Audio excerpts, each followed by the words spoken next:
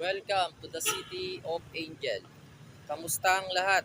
At may mensahe ang Panginoon sa inyo ngayong araw na ito at tungkol po ito sa Psalms 113. Sinasabi doon na tayo magiging puno na nasa siping ng tubig agos at tayo'y mamumunga sa kapanahunan at tayo'y magiging ang dahon ay hindi malalanta at anuman ang ating gawin ay pagpapalain. At kapatid, ang tinutukoy po doon ay tayo po, ang ating pong spiritual na pamumuhay. Ang ibig kong sabihin noon, sa oras sa tagtuyot o kapag subukan, hindi tayo malalanta ang ating dahon, hindi tayo manunuyo pagkat ang tubig na umaagos sa atin ay ang salita ng Panginoon. Pagkat ang Diyos natin ay buhay at Diyos ng Biblia. At akin pong sinasabi rin po doon na tayo mamumunga. Yung pamumunga na yun ay banal na spirito.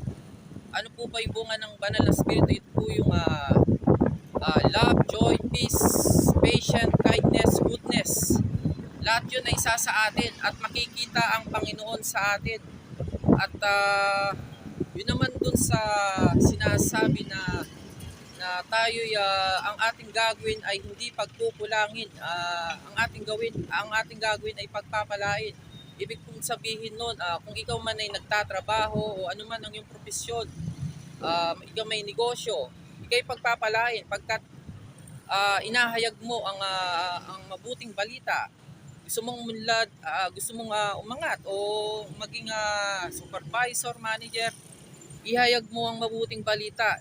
Ministry mo yung mga, kung gusto mo ng promotion, kung gusto mong umunlad ang iyong negosyo, ministry mo yung salita ng Panginoon, yung mabuting balita. At salamat po at ako'y nananawagan sa inyo at kung ikaw man ay Ilocano, Pampanggenyo, Bisaya, Tagalog, ano man ang iyong lingwahe, ikay maging Anghelenyo. Pagkat ang ibig sabihin ng Anghelenyo ay naghahatid ng mabuting balita.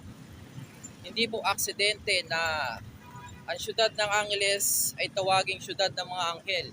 Hindi aksidente na ang syudad ng San Fernandino ay tawaging bayan ng mga tala. Hindi aksidente na ang Mabalacat ay tawaging syudad na pagpapalain ng Diyos.